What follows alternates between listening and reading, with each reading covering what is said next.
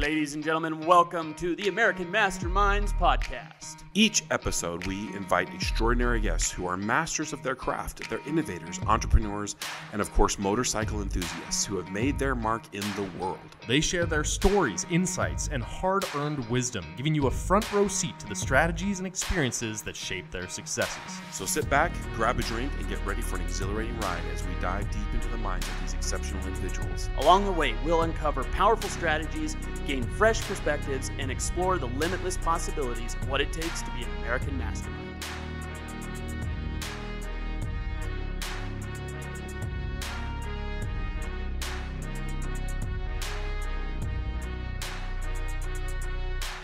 Ladies and gentlemen, welcome to the American Masterminds podcast. I am your host, Topher Sheeler. I am, of course, joined by my co-host, Mr. Rob Adams. What up, what up? And we've got Alec Langdon up on the soundboard tonight.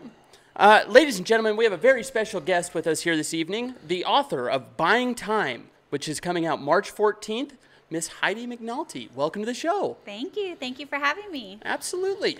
Very excited to have you on the podcast. We've got a lot of ground that we need to cover, but let's start with this book. Like, why... What was it that made you think I should write a book? So it's interesting that you asked that. I actually was talking about that earlier today, and I haven't talked about it in a while. As I was building my wealth, I always thought when I retire, I want to teach a course in high school that the first 2 years are mindset based, and the next 2 years are financial literacy. And I feel like that's something that's really missing in today's society. Oh, yeah. These kids don't know anything about money. Ooh. They think it just grows on trees. Don't you have a credit card? Isn't Right. that how this works? And I think they expect the parents to teach it, but the parents don't know either. If they did, they wouldn't be living paycheck to paycheck. They wouldn't be, going through life the way that a lot of us go through life. And so if we make that education mandatory at a younger age, I think it would really change the economics of America in general. Yeah, we could reset that financial thermostat that it would increase and improve everyone's lives. I love that. In addition to lowering suicide rates and lowering all kinds of, mental health that is such a crisis right now. It is a crisis. We are in a crisis right now. Well, in order to tell the story more fully, I want to jump back to the beginning. And are you from Utah? Are you a Utah? Kind of. So I was born in Utah, but we moved to Sacramento, California when I was 7. So I did most of my growing up in Sacramento, California, and then moved back to Utah when I was 19. What brought you back?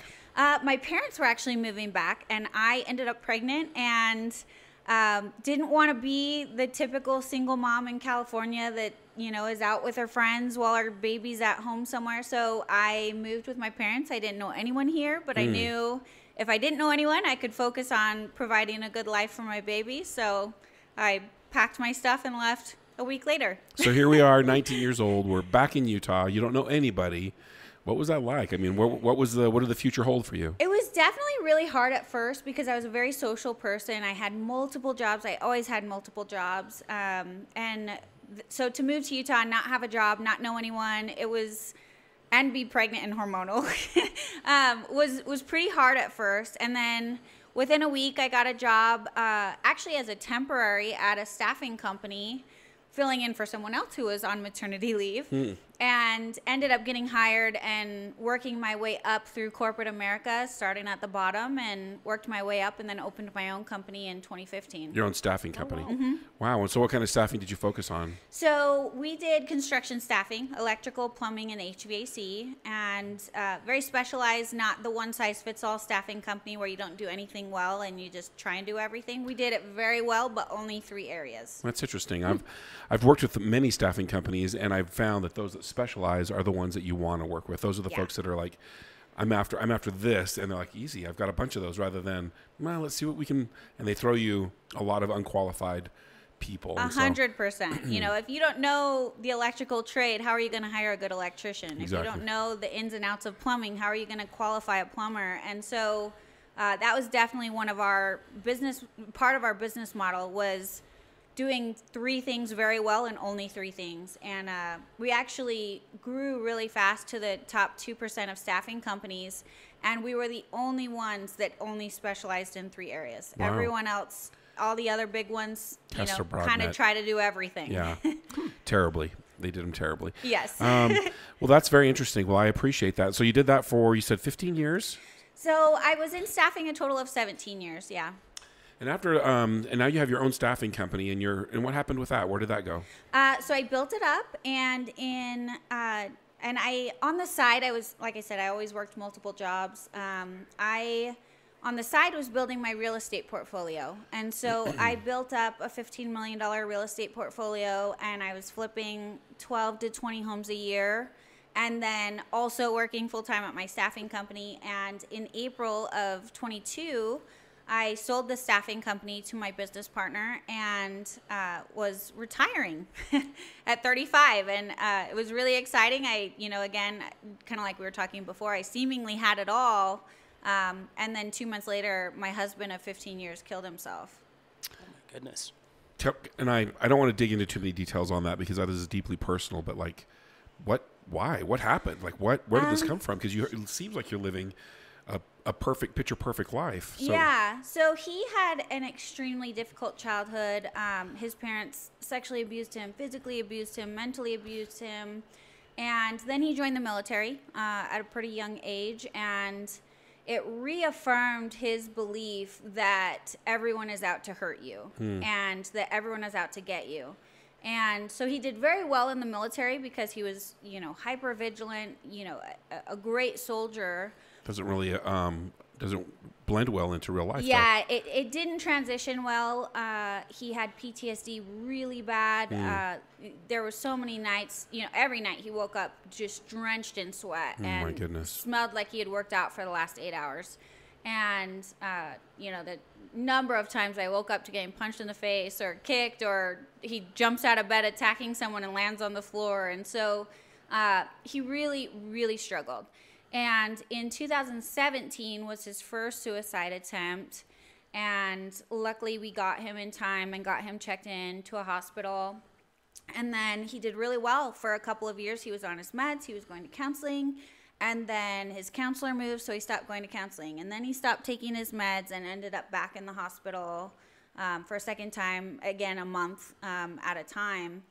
And the second time didn't really help him as much as the first time. And so that next year, he really just was hanging on. And multiple suicide attempts throughout those 5 years. And then we had gone to visit his brother in Washington State and pick up his niece. She was coming to move here to be my assistant. And on the way back, he pulled over and shot himself in front of me and my 3 kids, and just kind of lost his shit. It was. I'm sorry. And there's no other better words, but I'm sorry that you went through this. But the reason I'm having you tell this story, my friend, is because we're going to step into something that is the mindset, the power that you've created, the momentum that you've built in your life as you've learned to grow.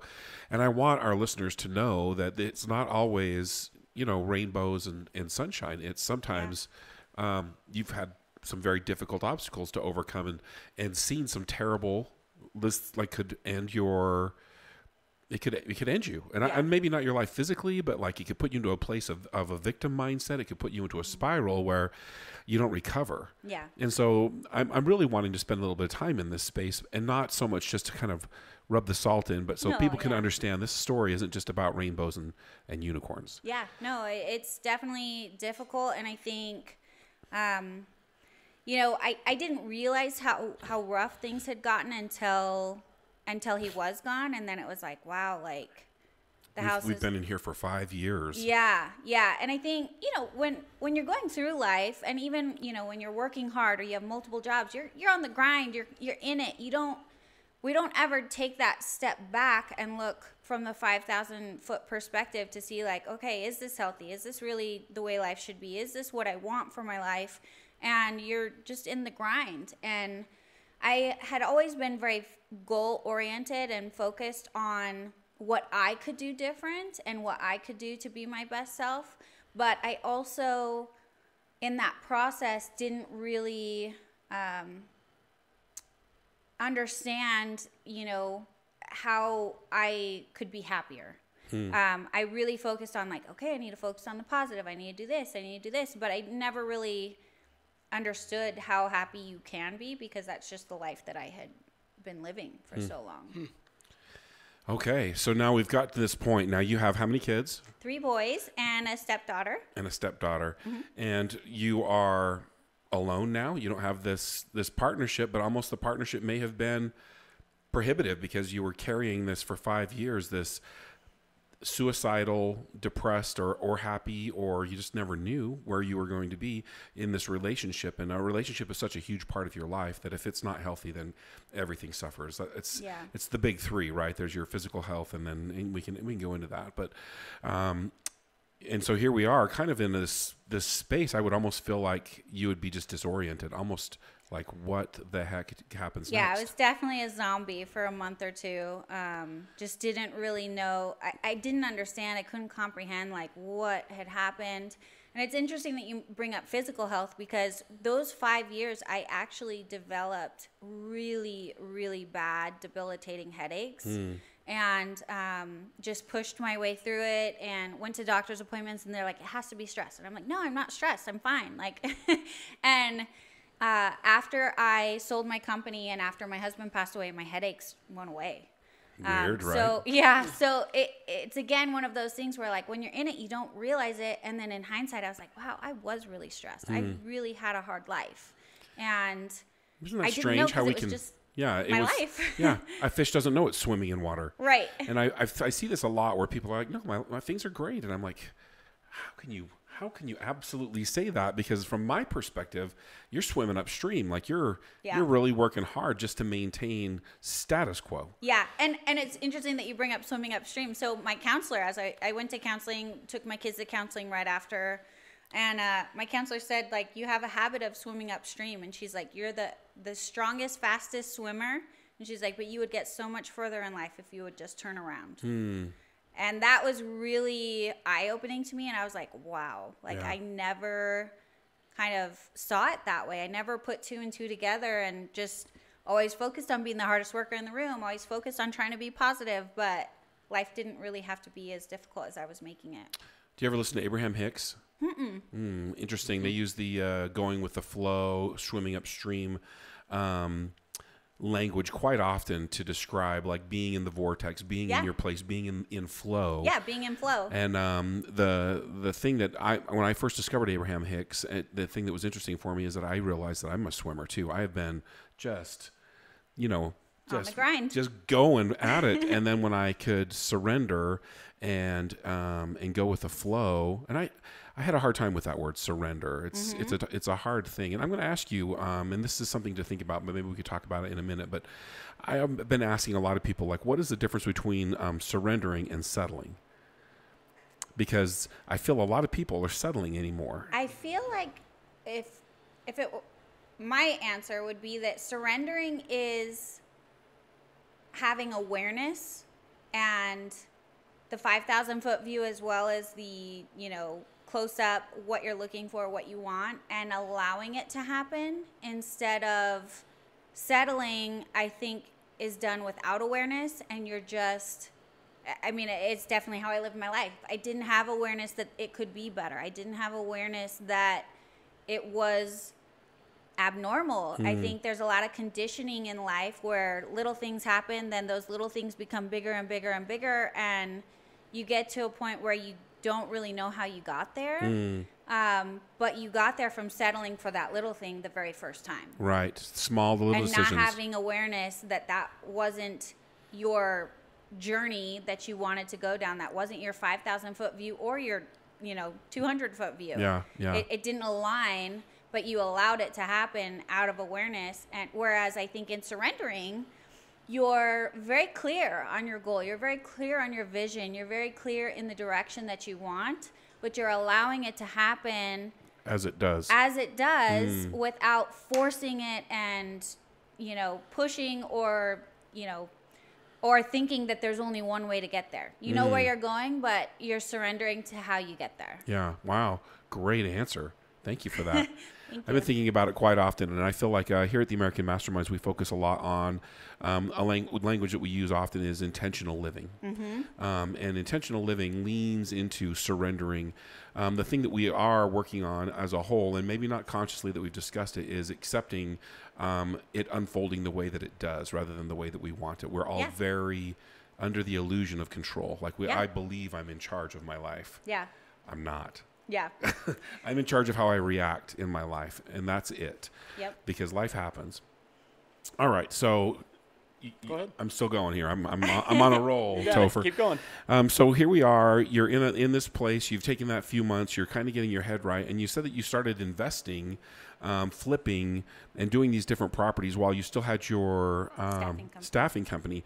I can see that being kind of a good fit, because if I need an electrician, I got an electrician. If You know what? People always say that, but we specialized in commercial electricians, plumbers, and HVAC, and they are not transferable to the residential side. So you had to come up with your own. Yeah, I crew. did have to come up with my own. Unfortunately, that I wish that it would have been that easy, but it wasn't. Huh? Well, what was it that made you think this is a good idea? I think I'm going to do this. You know, I was only 22, and my husband had always wanted a rental property, and I was like, okay, you know, let's learn. I'm a big advocate of learning and getting education before you just dive in. And so I was like, okay, let's take a class, let's learn how to do it, and I'm on board.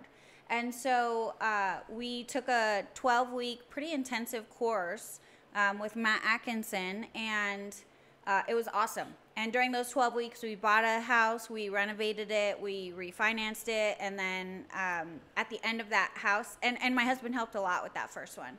And then at the end of that house, he was like, okay, I got my one, I'm good. And I was like, no, this was awesome. I'm going to do 2 a year till I'm 50. Yeah.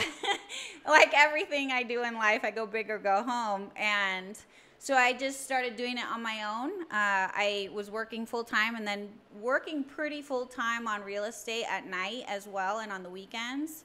And just continued to grow my real estate portfolio. And then in 2014, I decided that I wanted to try a flip. And my husband was like, great, that's fine. He helped me with that one. And we lost $52,000. Oh. And it was a huge hit, not just financially, but also to my ego. I was just like, oh, I don't know what I'm doing. Like I took a step back. Then we opened my staffing company in 2015. So I was really focused on that for about 2 years, working insane hours on that, being the CFO, the COO, the recruiter, the everything under the Director sun. of marketing. Yeah. All the things. And so I worked really hard on that for 2 years and didn't have time to do real estate. And quite honestly, I was still kind of licking my wound. And then in 2017, I tried another flip. And I did one and made $45,000 on the first one. And then I was like, okay, I'm going to do 4 this year. And then I did 1 and then I did 2 at the same time. And then I was like, no, I'm going to do 6. No, I'm going to do 12. I'm one of those people that when I hit my goal, I double it. And so I ended up doing 12 that year. Oh my goodness. And did great and had really kind of fine-tuned the process and learned my lessons the hard way on the first one. And then just continued to grow from there. Reflecting back on that, and we have a lot of entrepreneurial-minded people, flippers, and these different this type of thinking.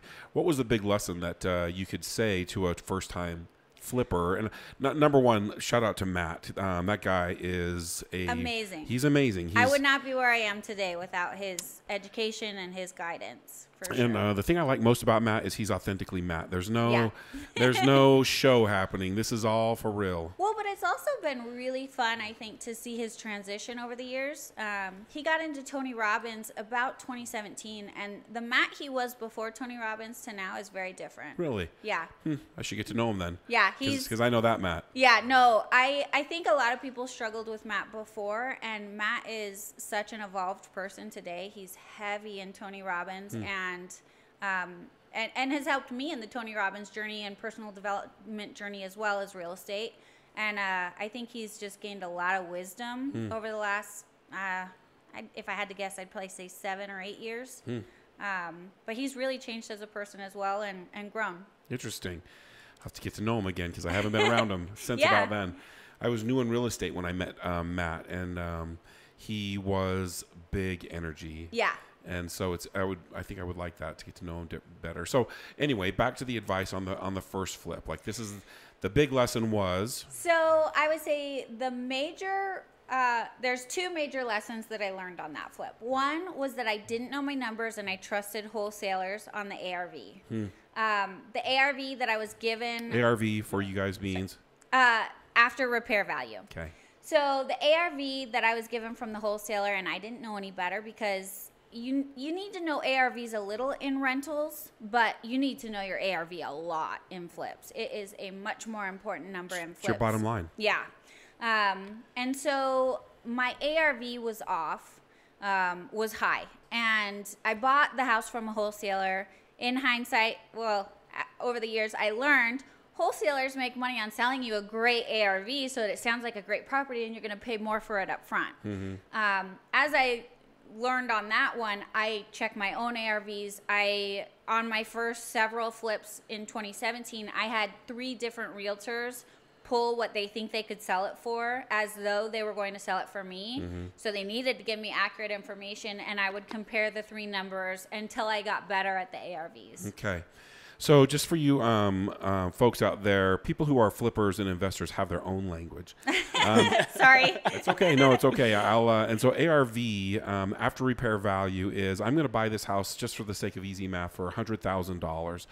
I'm going to do the repairs on the house, and I think if I look at the house, it's going to cost me $50,000 to get the house up to speed. This is no way realistic, but it's just a good simple math. And so I'm into the house $150,000. If I can't sell the house for more than that, then I'm in trouble. Right. That's easy math. More than that, plus realtor fees, plus closing costs.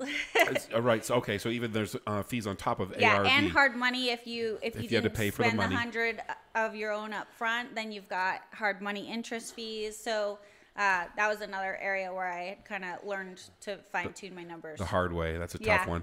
So you have all these costs associated with buying, investing, and flipping in real estate that if you don't know those numbers down to the brass tacks, you will end up paying out of your pocket at the end. And it's a lot of work. Yeah. It's a tremendous amount of work to pay someone else to take the house. Yeah. Right. You pay someone to give them a better house. It's such a And it feels lovely like a kick feeling. in the neck. And I've seen this over and over again with investors that come in and they'll think to themselves, well, I would never live in a house that only had only this kind of flooring, or I would never put up with that kind of countertop. Yep. But you're in a neighborhood where that kind of countertop is actually nicer than every other house. Yep. And so your ARV, there's some fluctuating values in there that you have to really understand, like what's the level of benefit or what am I thinking of here? Return on investment. Your return on your investment.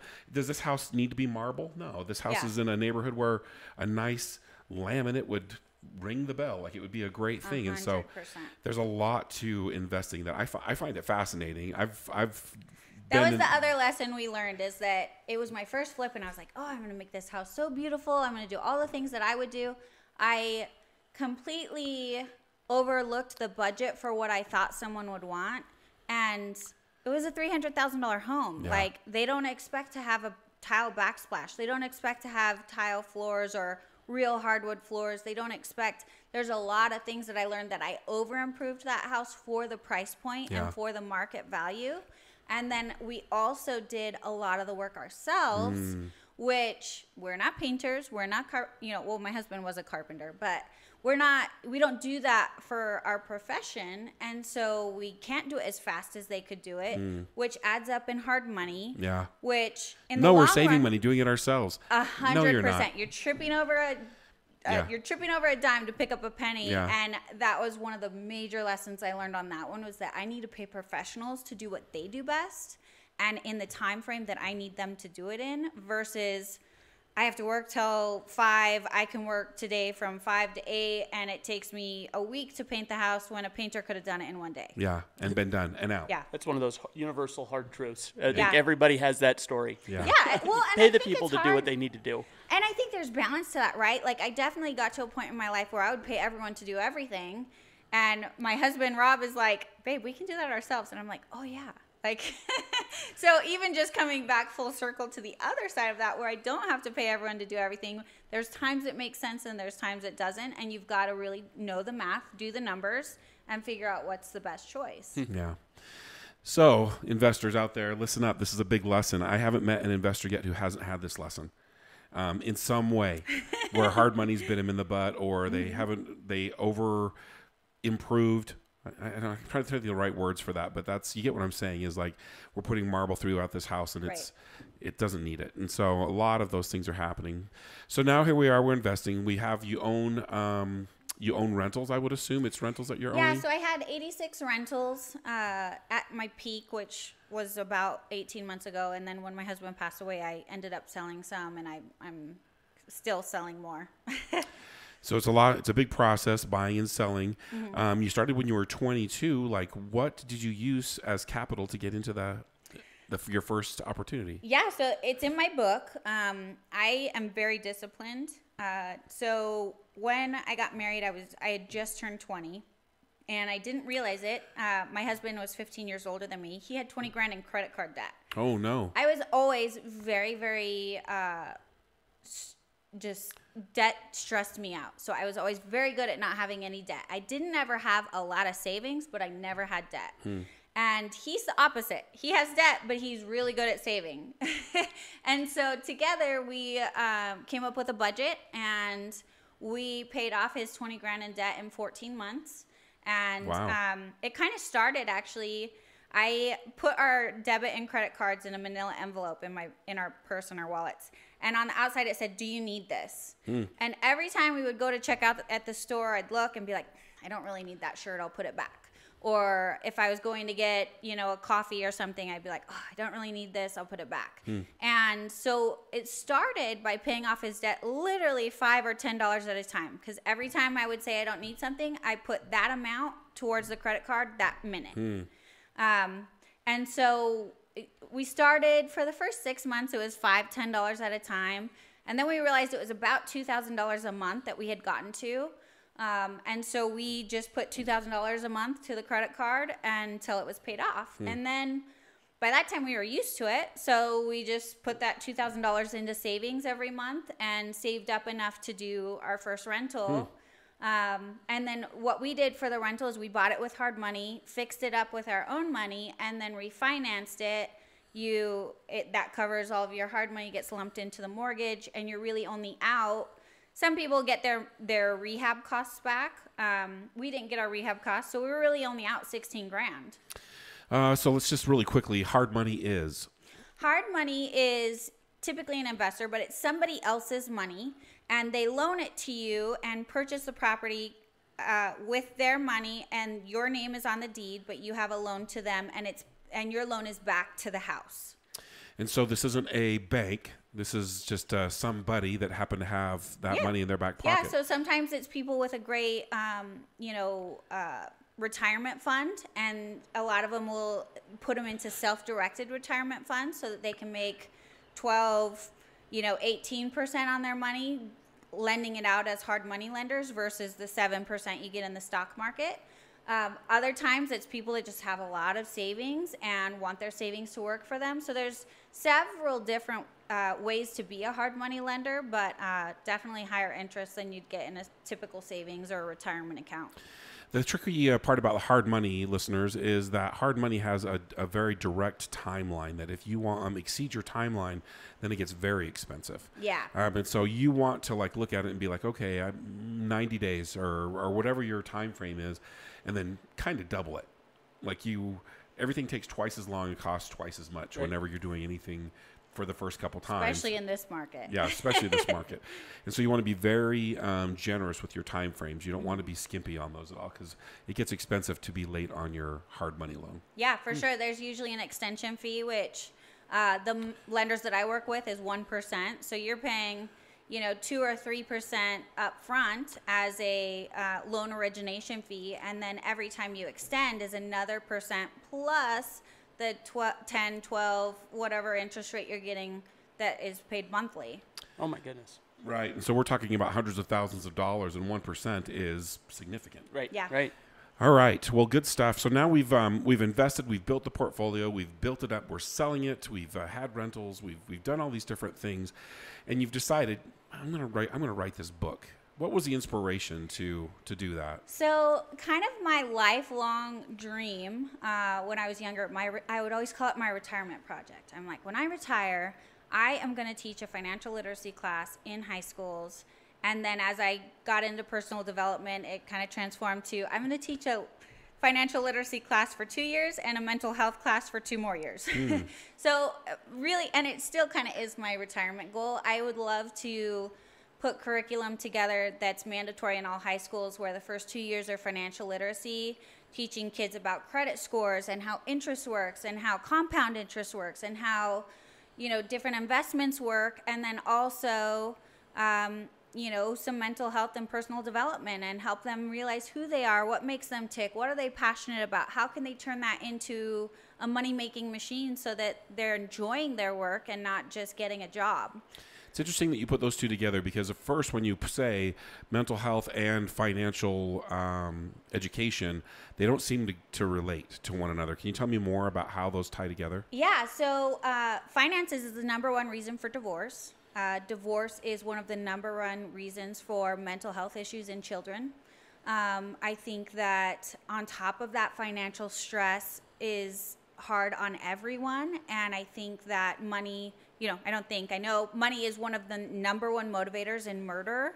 And if we could solve this issue of financial literacy, you would see a trickle effect into the mental health community. But then to add on to that and teach mental health practices, coping methods, healthy mental practices, affirmations, meditation, if we could teach those things to kids when they're young, then they're going to be a lot more balanced going into the workforce and being able to do better in their job and being able to do better with their finances. Absolutely. So I feel like it's definitely full circle. Amen. 100%.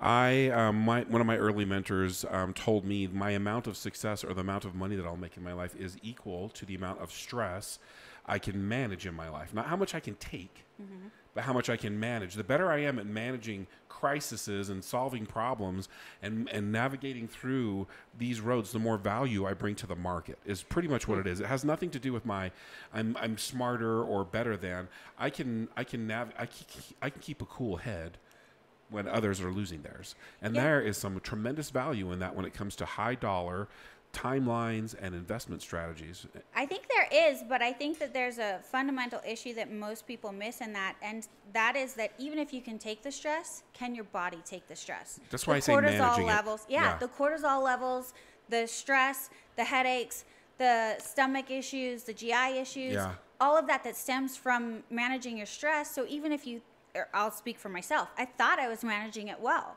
but I wasn't, and it showed up in a physical manner that then takes a toll on your life longevity. How many people are dying from obesity? And the obesity starts with stress and stress eating and not being able to manage their mental health and using food as a coping method. Yeah, agreed. And so I think when I say managing, I'm healthy management. Yeah. Like, how am I exercising? Am I sleeping? Am I doing all the things that I need to do in order to live more healthy? Which is a lot to manage. It's a lot to manage, but it's also something that we take for granted, that the basics are the things that get the bills paid. Yeah. And I really do believe that if you are, journaling in gratitude and spending time doing all the things that you need to do, that the stress doesn't actually, you're not really managing it. You're navigating it better. 100%. But I will say, how many people do you know, especially in high school, know how to do that? None. Zero. And that's why I think that class is so important, is because no one knows this, and we're expecting parents to teach it, but the parents don't know it. Yeah. So how are they supposed to teach their kids something they don't know? Exactly. And we've got to change this cycle. Well, and I also think when it comes to the financial literacy that you're talking about, my parents were, I'm a little bit older, my parents were raised in a kind of a post-depression world where saving the money is the smart. Is the key. The key. It's not taking that money and making money. That was we don't do any risk. No risk. And then I feel like it's kind of progressed now where parents that were maybe a little bit younger than my parents were big into taking risks, and we've had the giant failures in the economy and in the stock market and these different things, and so I think that hurt them. And so there's really no clear model other than sound investing in real estate and some of the things that they're not making any more land. They're not doing that. So I think a strong strategy is to focus on those things. In money literacy, if we could go back to that a little bit, what are some of the principles in your book that are that you want to focus on or that are important in this academic program? Yeah, so I think first and foremost is understanding your budget and your balance sheet. What budget is super important so that people understand what's coming in, what's going out. If you ask how much people spend in a month, I don't know the statistics here, but I would guess that 70% of America has no idea. They don't know that number. And that's why they live paycheck to paycheck. They spend the money that's in their bank account, but they don't even know how much that was. And so understanding your budget and understanding how much you're making, where that money is going. In my book, there's a budget sheet, and it tells you to go through and write out all your expenses. And then it tells you to go through your bank statement and write out all your expenses. And I've done this practice with a number of people, and we'll use fast food as an example. Fast food is a line item. Everyone thinks they spend $500. I've never seen anyone spend less than $1,000 on fast food. And so that's $500 right there that they don't even have awareness that they're spending. Wow. Because again, it's $2 to $5 at a time. It's the same as weight gain. You know, how many people can say how many calories they eat in a day, and then they wonder why they gain 10 pounds. Right. And if you're tracking it, then you can start to work towards progress. But if you're not tracking it, there's no way to make progress. If you're not counting your calories or counting your macros, or if you're not paying attention to those little details, you're not going to make progress. And if you do, you're lucky, but it's not a calculated progress or sustainable. Right. You'll lose a significant amount of weight, or you'll gain a significant amount of money, and then you'll realize like, oh, that's great, and then it'll disappear, or you'll gain the weight back, and you're like, how did that happen? Well, and a lot of people, as they make more, they spend more. Yeah. And so they still end up living paycheck to paycheck, even though they just got a $10,000 raise. Have you ever read the book The Richest Man in Babylon? No. It's a short little read, and it's really very, like, you've almost quoted that book like 4 times. I'll have to read it. Yeah, it's an interesting book, and it's a book that I've given to my kids. I know they haven't read it, but it talks about this financial literacy about. The man goes to the richest man in Babylon and asks him, like, what are the things that you're doing? And this is one of them, is number 1, accounting for everything, being conscious. Yeah. And then number 2, the big one, of course, is, you just said it, the idea that if you make more, you spend more.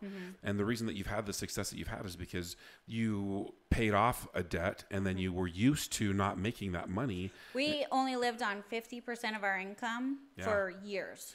And if you could do that, then your opportunity for long-term fulfillment can be there. I see a lot of people in life that they have incredible health, but they have no money, or they have a lot of money and they have no health.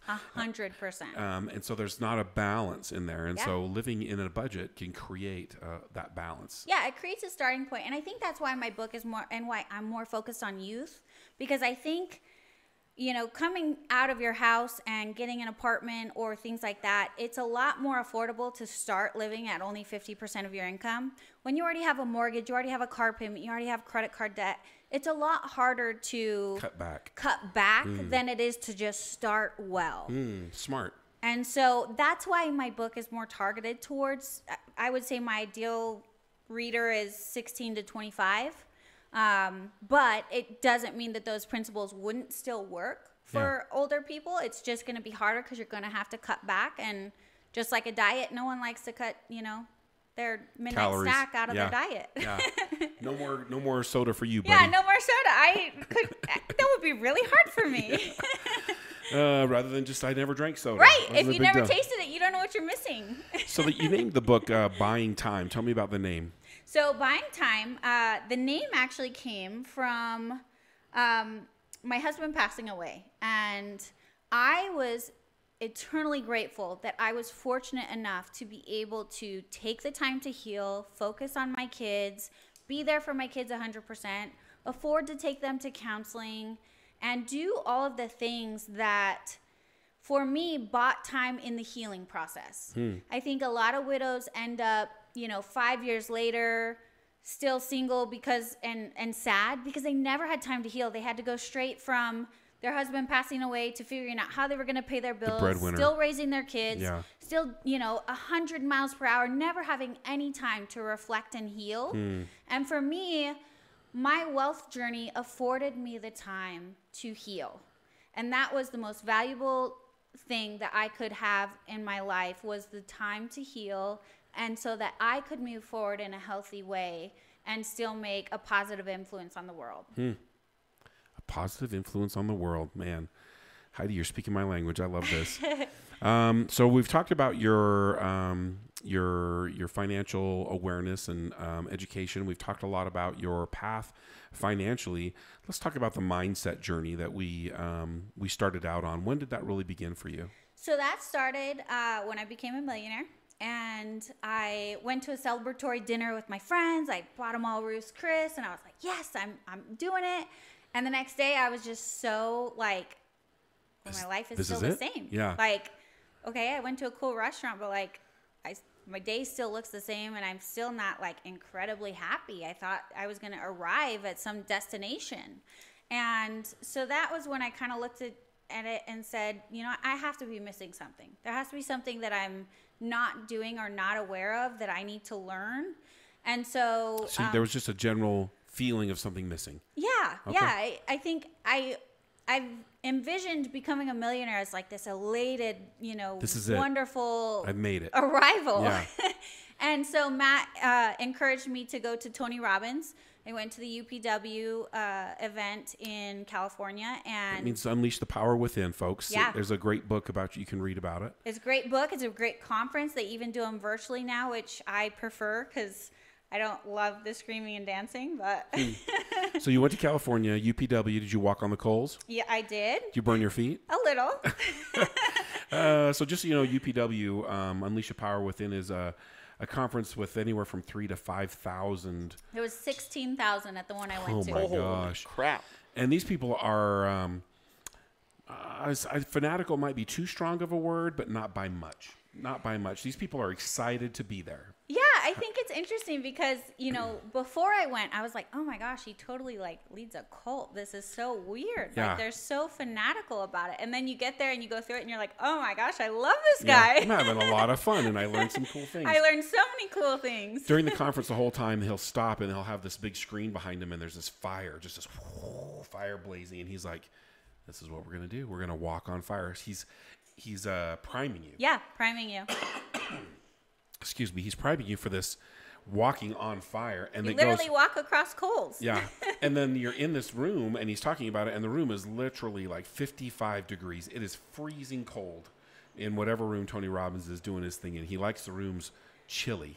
But it's also because everyone's dancing and like you're still sweaty even Yeah. though it's 55 degrees. And when things like the energy drops below, his real genius is he's like everybody up. Yeah. And he did. Was he doing the train horn thing when you were? Oh, there? he does it all. Yeah. So he blows his train horn, and you stand up and you go nuts for like 3 minutes, and then we're dancing and jumping and high fiving, and you hug two strangers, and then you sit back down, and as soon as your energy drops down below and we're up again, and we're jumping around. It's a lot of energy, and Tony's up front the whole time. This guy is just amazing. He is a machine. A machine.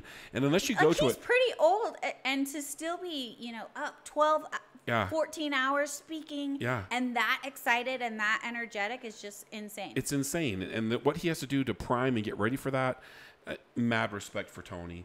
I was a young man. I was a boy when he was doing his thing, and so I'm old now. And there he's up there in fantastic condition, jumping, clapping, carrying on. It's, if you haven't seen Tony, you should. It's like there's and like the judgment from not going, just go. Like you gotta look past the cultish vibe that you have before you've gone and just experience it, because there's nothing like it. So during that day, they feed you lunch. You can't leave. There's not like going out and getting garbage and coming back and being tired. They feed you these crummy box lunches, which they're fine. And then you march out at like 10 o'clock. Is that an exaggeration? 12. No, 2 in the morning. You're there all damn day into the night. I was at the front of the coal line. So I'm pretty sure people were there till like 4. And so they have these coals lined out. How long would you say it is, Heidi? How many, like 20 feet? Yeah, I was just going to say, if I had to guess 20 feet, but I'm really bad at guessing that kind of stuff. Yeah, 20, 25 feet. And they have you stand on like this wet sod on this side. You get your bare feet wet, and then he tells you all day, you're gonna walk like this, you're gonna say these words, and then you do it, and you just go all the way across, and then you step on cold wet sod on the other side, and you just walked across freaking fire You barefoot. may or may not get some blisters on your feet. Yeah. But so what? Blisters on your feet? Yeah. You're walking across like red hot Coals, fire. Barefoot. Yeah. So Rob turned me on to the book Comfort Crisis. Have you read it? Comfort Crisis. Who writes that? Oh, I'm bad with names. Sorry. I'll look it up. But he turned me on to Comfort Crisis, and I think walking the coals with Tony is literally like the lesson of this book. It's all about doing hard things and making your mind up and doing them regardless of how hard they are, and how today's society has become so soft because we've eliminated all the hard things. Yeah. And that is true. It's a really great book. I think that's why I enjoy the gym so much. After I've gone to the gym first thing in the morning, I've done. That's hard. The hardest thing you'll do that day. The hardest thing, and I do a cold plunge every morning too. If awesome. I get those two things out of the way, there's nothing that life can throw at me that's gonna be harder than that. You know what I mean? Like, there's hard things, and there's no excuse. Yeah, you already got it done. Yeah, it's already over. And so, Comfort Crisis. Let's check that out. So you walk across the coals, and there's this weird moment of just like tremendous victory. Did you feel that? Yeah. So you did UPW, and then what else? Have you done all the things? So I've done UPW. I've done Business Mastery. I did Date with Destiny. I love Date with Destiny. Game changer. Yeah. Date with Destiny is a week long. 6 days. And it is 6 long days. It's like that one day that I just told you about. 6 days in a row. All of Tony's conferences are like 8 a.m. to midnight, 2 a.m. They're all very long. And then you go home exhausted with homework. Yeah. And then you're supposed to be back at 8 o'clock, and you have an accountability partner. I went to Date with Destiny back in, man, it's been 15 years ago. Oh, wow. And I'm still friends with my partner. That's awesome. Yeah, Neil. Yeah, we that's talk awesome. like once a month. No kidding. Yeah. It's an amazing conference. I went to He's an underwater welder in like on the East Coast, like tremendous dangerous job. Yeah, I was gonna say that's got one of the most dangerous real jobs. thick accent, just like real. He's a redneck. I love this guy. When I first met him, I'm like, oh my god, what the heck am I sitting next to right now? One of my best friends in the world. You were saying that's awesome. No. I was just gonna say, Date with Destiny. I went to Date with Destiny the year that my husband passed away, and I went into that one with the belief that I didn't keep him alive, and that, had I done more, had I done better, I would have kept him alive. And I actually did it at Matt's house. And Matt and his wife Edie were like, well, what if you changed that story? Because it's all about change your story, change your life. Change your story, change your life. And they're like, what if you changed your story to that you kept him alive 5 years longer? Yeah. And that was a huge pivotal moment in my healing journey. Wow. To understand and transition that story. And it's so crazy how, the things that happen in our life and the meaning we give them determine what happens from there. And when you change the meaning that you give things, you have the opportunity to change your life. Yeah. Yeah. It's the third episode. Yeah. Like one after another. Yeah, that was something changing definitions. Yeah. In our American Mastermind podcast, like this is the theme. Like you almost like you were singing our song. 100%. What you're talking about. There's a story. You can pay me later. Yeah. Checks are heading your way. The story about the two brothers that had the father that accidentally. Oh, yeah. Do you know that story? Yeah, I know that story. Do you want to tell the story? Sure. So there's two brothers that grow up in a house, and I've heard it a couple different ways, but one of them is that the dad's an alcoholic and a criminal, and the two sons grow up to be opposites. One of them ends up being a cop, very religious guy, and just straight arrow, and the other one ends up being a drug addict and a felon. And someone asks them the question, why do you think you're like this? And the son that was the cop said, well, my dad was like this, so how could I be anything else? And the son that was a criminal said, well, my dad was an alcoholic and a felon, how could I be anything else? And it's crazy how, the meaning that we give it and what we choose to do with it is completely in our control. Well told. That's perfectly done. I love that. I think about that story all the time, and then what meaning am I assigning to this event? One of the common reoccurring or the language that Tony uses often is life is happening for me. Yes. And not to me. Mm-hmm. Big one. Big one. I Gets think me every time. that was a really hard one for me, when my husband passed. Yeah. And that's where I'm headed with this. it was. Now I'm giving you this, like you just witnessed. You didn't just like have a bad thing happen in your life. You witnessed something with your children couldn't go any worse. Yeah. And how was this for you? So, we'll fast forward 18 months. I am married to Rob Eastman, the most amazing person I've ever met in my life. He goes by Handsome Rob. I've heard. Well, I've got other names for him. No, I'm just No, kidding. no, no. Not on the podcast. Not on the Daddy. podcast. But my home life is so much healthier now. I don't have headaches. We are both so aligned on changing the world and changing the way mental health is viewed. We're both very passionate about youth. Just everything is so aligned in our lives. And even for Rob, you know, he's experienced a lot of loss. In 14 years of suicide prevention and addiction recovery, he's been to over 70 funerals. So there's been no one more prepared for me and my trauma than Rob. And the way that, you know, God brought him into my life, and it was absolutely for me. And I never would have left Rick. I knew I was the best thing that had ever happened to him, and I didn't want to take that away from him. And there's another saying that I see the meme quite a bit, and it's like, God cleared your path because he knew you wouldn't do it yourself. And I don't mean that with any disrespect. You know, obviously I loved him and I did everything I could, but my life and my kids' life is a million times healthier and happier now than we ever were. Maybe your ability to even appreciate that statement is a million times more true. Like, otherwise, I think there's a lot of people whose lives are pretty dang good. Yeah. And they don't appreciate it because they've never had the crisis. Yeah, I'll give you another example. As everyone knows, the market crashed in the last. So the rates actually went up the day that Rick died. I had 12 houses under construction and on the market. House prices were dropping dramatically, which as a flipper, that means you're going to lose money. I've lost over $2 million in the last 18 months, and I'm still able to look at it and say, you know what? There are kids in Africa that don't have shoes, that don't have food. Like, my life is not that bad. Like, does it hurt? Does it suck? Absolutely. But it could be a lot worse, and we're still extremely, extremely fortunate. I've been thinking a lot lately about the trials, the hard times in our lives.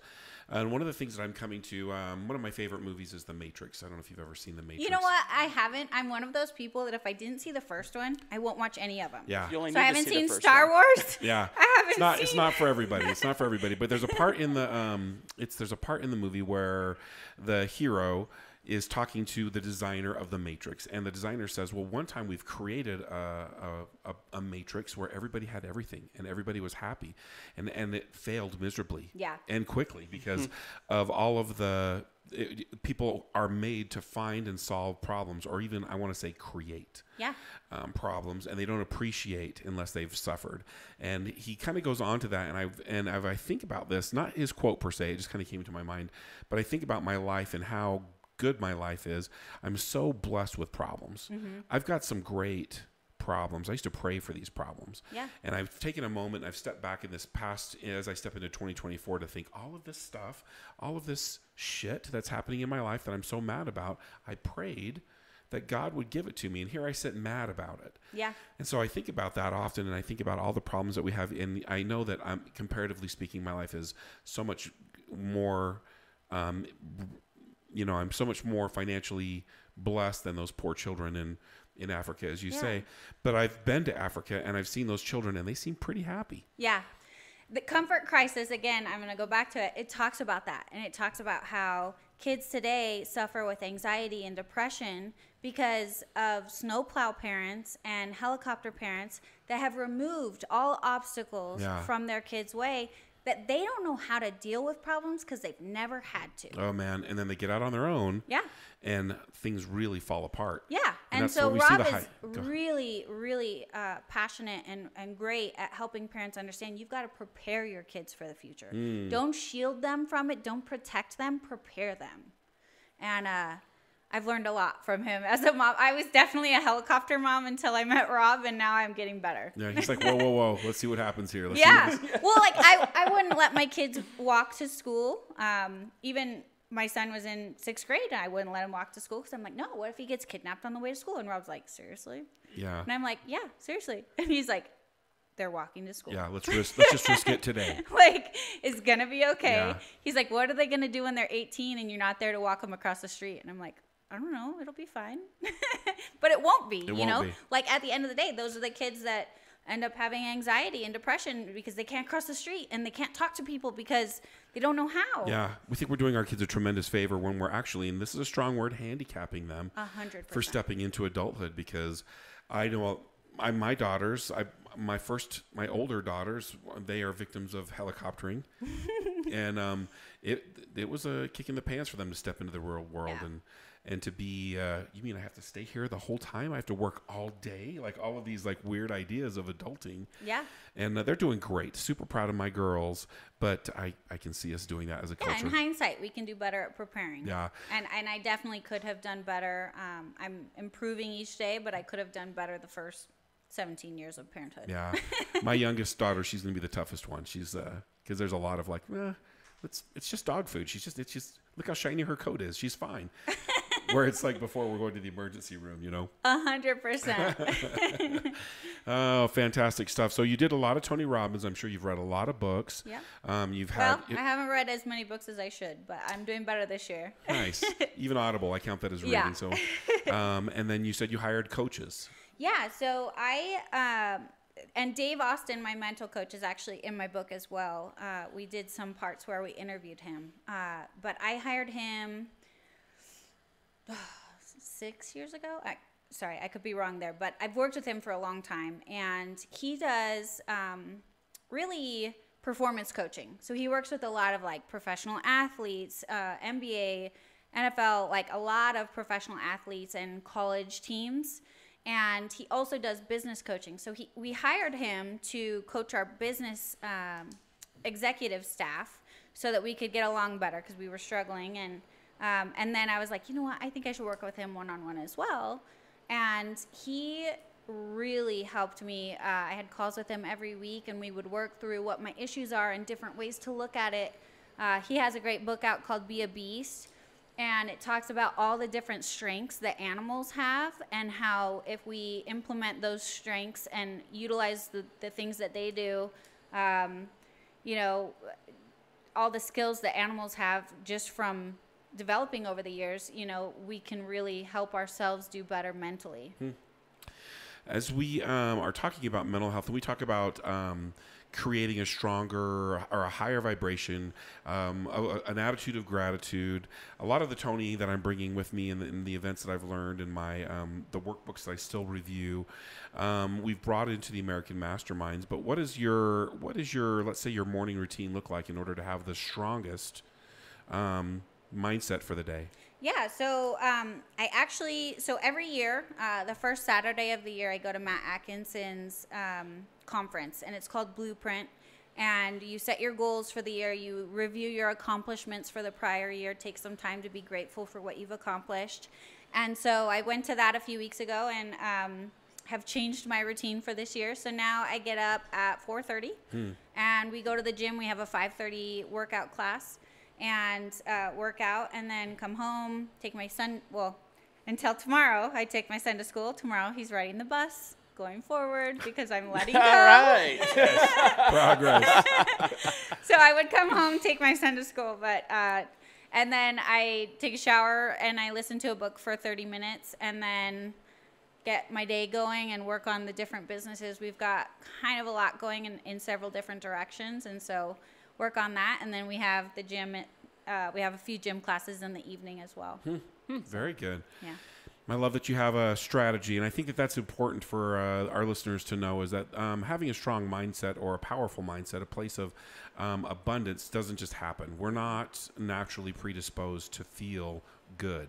Yeah. Our goal is to feel good. We want to feel good, but we have to do that through routine and a discipline. And I love that you choose to get up at 4:30 in the morning. That's hard, but you're choosing your hard. You can either do that or you can have a shitty day. Yeah. And those are your choices.